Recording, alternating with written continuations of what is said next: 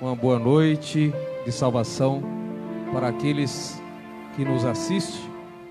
Que Deus possa cada dia estar salvando, libertando. Agradeço o convite, ou melhor, a oportunidade que recebi nessa noite para falar a palavra de Deus mais uma vez. Deus abençoe nosso irmão Silas, né? Deus abençoe a todos em nome do Senhor. Abra sua Bíblia no segundo livro das Crônicas, capítulo 7 e o versículo 14. Segundo livro das Crônicas, capítulo 7 e o 14.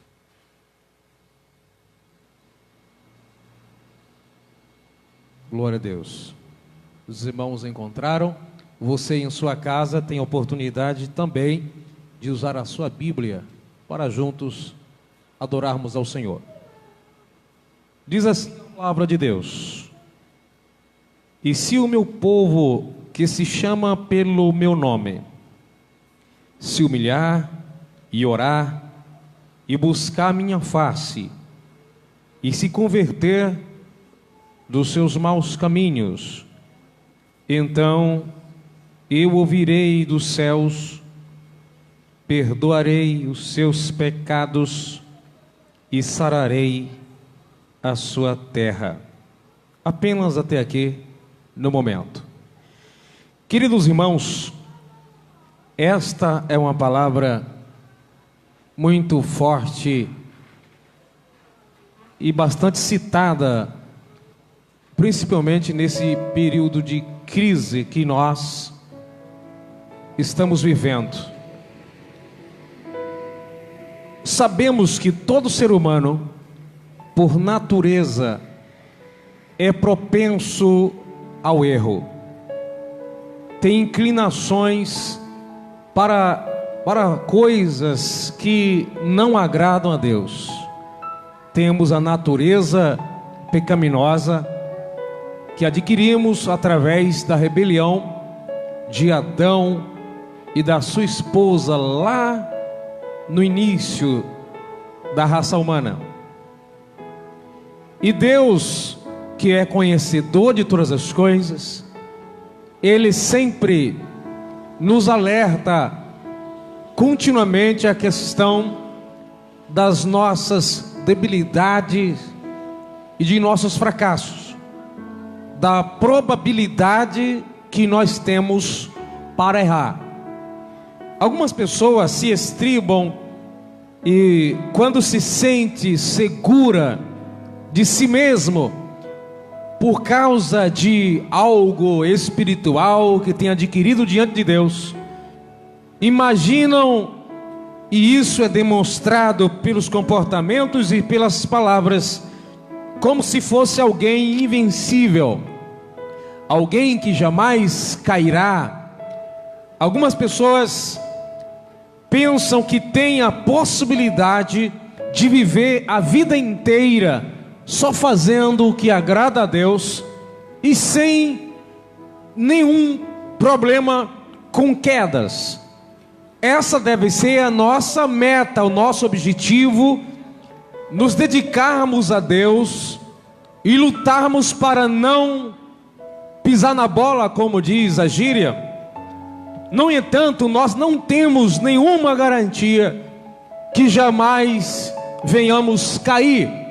Nós temos um Deus que está conosco todos os dias, mas o lado humano, com a sua probabilidade para o erro, faz com que muitas vezes nós nos escorreguemos.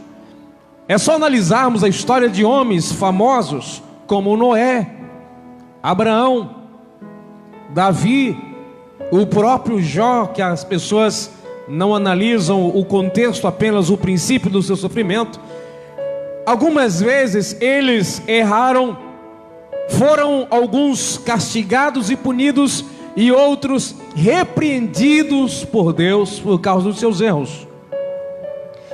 Então nós lemos aqui um versículo intermediário aonde no capítulo 7 do segundo livro, As Crônicas, onde eles estão inaugurando o templo. Salomão faz um templo para adoração a Deus, e Deus se revela de uma maneira tão grandiosa naquele lugar, em que a Shekinah, que é a glória visível, Shekinah é a glória visível, é como que fosse uma nuvem densa, pairasse sobre aquele ambiente, em que a Bíblia nos diz aqui no capítulo 7, nos versículos anteriores ao 14, que eles não conseguiam sacrificar, pelo menos por um período, porque o sacrifício não foi apenas um dia, foi por vários dias, até porque foram milhares de sacrifícios, milhares de animais foram sacrificados, nem teria como ser em um dia só. Então teve um período da ministração em que a glória, a Shekinah de Deus foi tão forte, em que os ministros, os sacerdotes não conseguiam ministrar. Então estava tudo bem nesse momento entre o povo e Deus. Nesta hora, o povo não estava em pecado. Neste momento, o povo não estava cometendo erros. Deus não tinha nenhum motivo naquele momento para corrigir o povo. Eles então sacrificam em adoração a Deus, e depois são despedidos e vão para a sua casa. E Deus então aparece para Salomão e fala para Salomão daquele ambiente. No versículo 11 ele diz: assim Salomão acabou a casa do Senhor e a casa do rei, e tudo quanto Salomão intentou fazer na casa do Senhor e na sua casa, prosperamente o efetuou.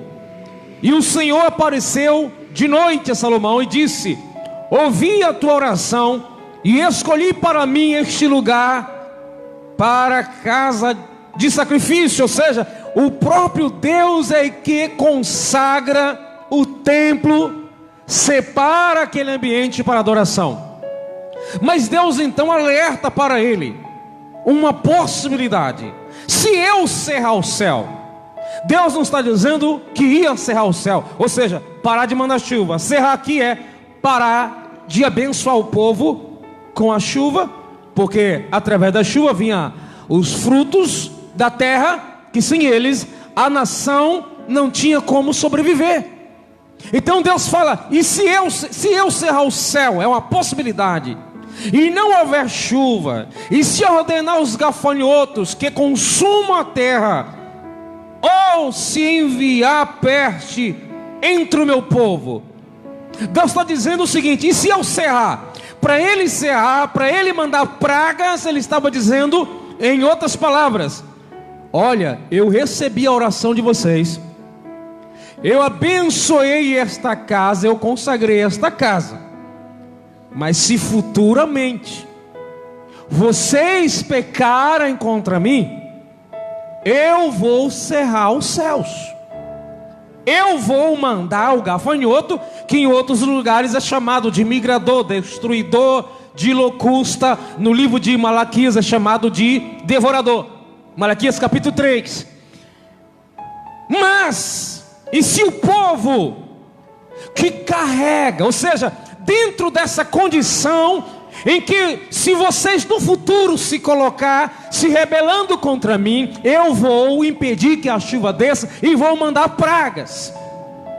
Mas vocês, a nação de Israel, em que leva o meu nome sobre si, quando ele diz: e se o povo que se chama pelo meu nome, ou o povo que leva o meu nome sobre si, lembrando bem que não é o povo que clama pelo meu nome que aqui está dizendo, mas é o povo que se chama. Como é que você se chama? Se chama pelo nome do Todo-Poderoso. O povo que carrega, o povo que leva o meu nome, que é a nação de Israel, se eles, sendo castigados por causa de seus erros, se humilhar, como é que ele diz no versículo 14? E se o meu povo, é uma probabilidade, Deus não está mandando eles orar neste momento, nem se humilhar, nem buscar sua face, nem se converter, e nem dizendo que ia perdoar o pecado deles, e nem sarar sua terra. Naquele momento estava tudo bem entre Deus e o povo. Deus está dizendo se, isso é, no futuro. Se o povo que leva o meu nome sobre si, que se chama pelo meu nome,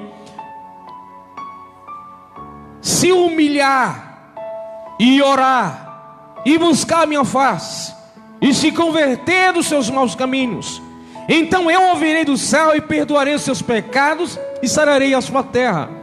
Imagine bem que está num clima muito maravilhoso entre Deus e o povo naquele dia. Deus aprovou o que Salomão colocou no coração para fazer o templo e a casa, o seu palácio. Está tudo bem, mas Deus sabe que apesar de alguns momentos da nossa vida estar estabilizada, firmada, Deus que sabe que em alguns momentos nós estamos igualmente as rochas, igualmente os montes em volta de Jerusalém, Ele sabe que nós podemos fracassar no dia de amanhã. E se nós não tivermos uma percepção de que lá na frente Deus está pronto para nos perdoar, seremos consumidos pela insegurança, entendendo que se eu estou bem agora, e se eu errar, o que eu faço? Eu preciso saber onde existe uma porta de escape e de saída na minha relação com Deus. E se eu errar, porque isso é possível. Eu preciso saber a quem recorrer e como recorrer, o que fazer se por acaso eu cair. E é isso que o povo, é o que Deus estava revelando para o povo. Se o povo que se chama pelo meu nome errar, eu vou castigar. Mas se eles se humilhar, se converter, eu estarei lá na frente para perdoar, para restituir e mandar chuva sobre a terra para que eles venham plantar novamente. Quando fala sararei a sua terra, está falando da terra fisicamente. Porque se eles pecassem, Deus mandaria pragas, ferrugem, o devorador, o gafanhoto. Deus mandaria peste, Deus os castigaria e a terra ficaria infrutífera. Mas Deus fala, mas se eles se humilhar, se converter, eu estou pronto a dar tudo de volta para eles. Já tentou imaginar um Deus que está falando, não peque, mas se pecar, eu perdoo de novo? É isso que Deus está dizendo, que nem no Evangelho, na epístola do evangelista João, capítulo 2, o versículo 1. Meus filhinhos, estas coisas vos escrevo, para que não pequeis. A orientação divina é, não peque. O próprio Jesus disse para algumas pessoas, vai embora e não peques mais. Ele diz para outro, vai e não peques mais, para que não aconteça com você uma coisa pior. A ideia é, evite, afaste do pecado, que é na essência a santificação, que é separação do pecado. Então João, dentro do conteúdo da sua epístola, ele dá continuidade, do capítulo 1 ao capítulo 2, ele dá continuidade dizendo, meus filhinhos, estas coisas vos escrevo, que é o que está no capítulo 1, e ele continua no capítulo 2, para que não pequeis. E se alguém pergunta, João, agora eu conheço a verdade, eu tenho o Espírito Santo, e se eu pecar, o que é que eu faço? E se eu errar? E se eu cair? Ele responderia então, e se alguém pecar ou vier cometer pecado, não está dizendo viver na prática do pecado, mas se por acaso violar a palavra de Deus, por causa da probabilidade que existe nisso, se alguém pecar, temos um advogado para com o Pai, Jesus Cristo, o justo. Essa mensagem é a mesma essência de Crônicas. Eu castigarei, mas se vocês se humilhar, eu perdoarei. Se essa consciência não existir na mente daqueles que servem a Deus, quando este errar, será consumido de tristeza, de turbulência interna, porque vai ficar com medo de Deus, vai ficar fugindo de Deus, porque eu errei, agora Deus está à minha procura para me destruir. Mas quando nós olhamos, tanto no Antigo como no Novo Testamento, Deus se revela de forma gradativa e talvez diferenciada, mas Ele está sempre dizendo: eu estou lá no caminho. Se você se desviar e depois voltar para o caminho, eu estarei indo ao teu encontro lá na frente. Não tire a vida, não cometa suicídio por causa dos teus pecados. Não fique pensando, não vale a pena congregar porque eu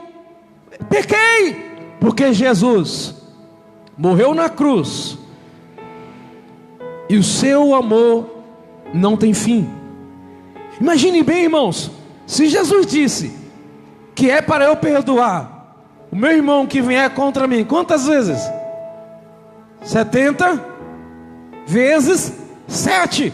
Imagina se ele falasse: agora eu só perdoo vocês uma vez. Ele estaria se colocando no nível inferior a nós. Se o ser humano não tem, quando ele diz 70 vezes 7, ele não está dizendo no sentido quantitativo, numericamente 490 vezes, é isso mais ou menos que dá? Não é isso que ele quer dizer. Porque ele quer dizer o seguinte: essa ideia de acontecer em um só dia. Se meu irmão pecar contra mim num dia, quantas vezes eu devo perdoar? 7 vezes? Que naquela época a regra tradicional era 3 vezes. Pedro, mais otimista, fala 7. Jesus fala: não digo 7 vezes, mas 70 vezes 7. Isso é, não tem limite para se perdoar.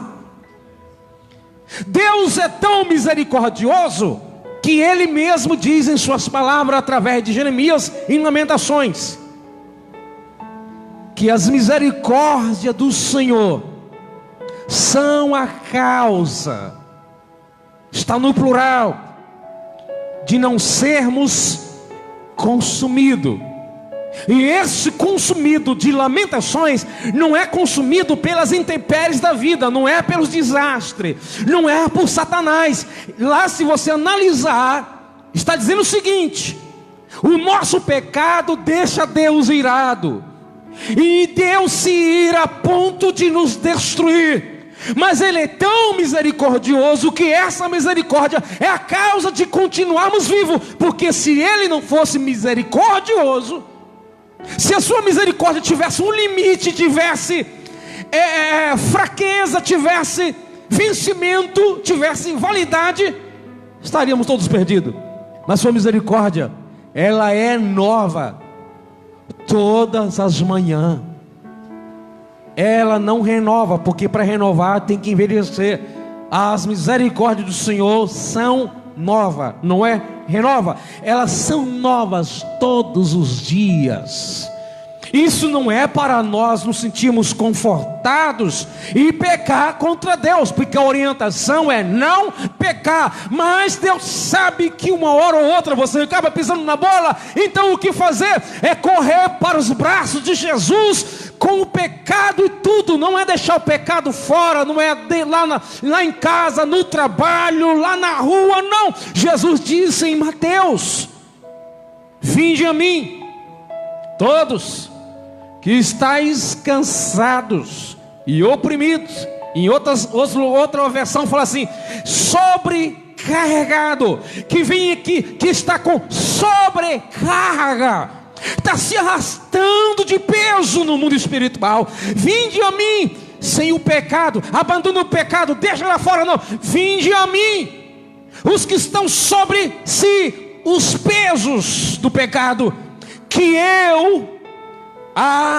aliviarei. Venha com fardo, venha para Cristo com pecado e tudo. Não queira se libertar por si mesmo, vá até Ele com pecado e tudo, e Ele tirará de sobre os nossos lombos todo o fardo, e nos dará um jugo suave, que é como se fosse uma canga nas nossas costas, e um fardo leve que está sobre o canto desse jugo. É suave, não vai ferir os ombros, assim como o pecado causa. E o fardo que eu vou dar para vocês é leve. Você terá capacidade dada por mim de carregar o fardo, e não vai ser algo tão pesado. O próprio João, o apóstolo, diz que os mandamentos de Deus não são pesados. O que nos faz sentir algo como peso, o que Deus nos dá, é como nós encaramos a pessoa de Deus no seu relacionamento para conosco. Então, queridos, você que nos ouve, que nos assiste, se errou, se pecou, Jesus está de braços abertos para te receber outra vez. Mas eu pequei mais de 2 vezes. Volta para Ele, mas esta vez Ele vai te perdoar. E se eu pecar de novo, lute para não cometer erros, mas se errar e se arrepender, a Bíblia nos diz: aquele que confessa e deixa, alcança misericórdia. Essa é a consciência que o ser humano precisa ter, que ser cristão não é possuir uma vida de perfeição. Ser cristão é viver em santificação. Mas essa santificação, que é a separação do pecado, não é um estado de perfeição. Porque no livro de Efésios, o apóstolo Paulo, falando sobre os ministérios, ele capítulo 4, se não me falha a memória, a partir do 12, ele fala que o ministério foi dado para o aperfeiçoamento dos santos. Então isso quer dizer que os santos precisam ser aperfeiçoados. E quem é que aperfeiçoa? A palavra de Deus. Pai, santifica-os na verdade, a tua palavra é a verdade. João disse, ou seja, Jesus disse isso em João 17, versículo 17. Então, queridos irmãos, Deus é um Deus que se ira com nossos pecados, como diz a Bíblia, que Ele se ira todos os dias. Mas é um Deus que a sua misericórdia sobrepõe o seu próprio juízo. A misericórdia do Senhor é sem fim. Quando o salmista, em alguns salmos, chega a expressar dizendo para Deus,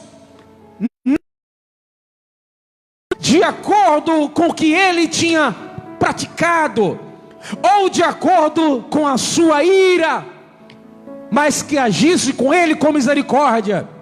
Porque dentro do contexto da misericórdia de Deus, não é para sentirmos confortáveis em nossos pecados, mas é termos uma garantia de que quando cairmos, Deus não desistirá de nós.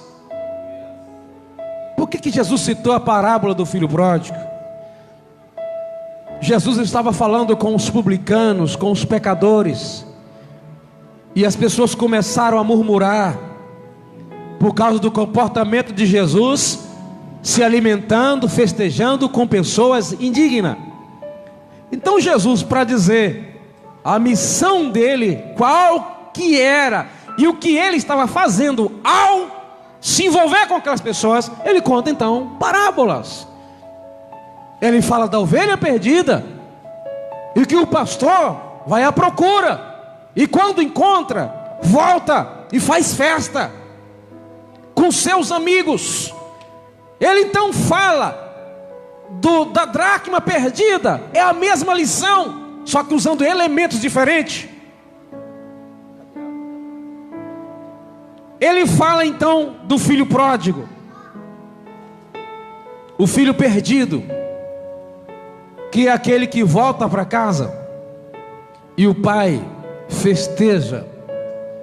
Jesus está dizendo: é isso que eu vim fazer. Eu vim buscar e salvar aqueles que se havia perdido. E muitas vezes essa perdição, enquanto aqui vivemos, ela acontece de várias vezes, com reincidências intermináveis às vezes. Mas o Deus que não se cansa de nos procurar, nessa noite está procurando a ovelha perdida. Você que está nos assistindo, pode se sentir talvez uma ovelha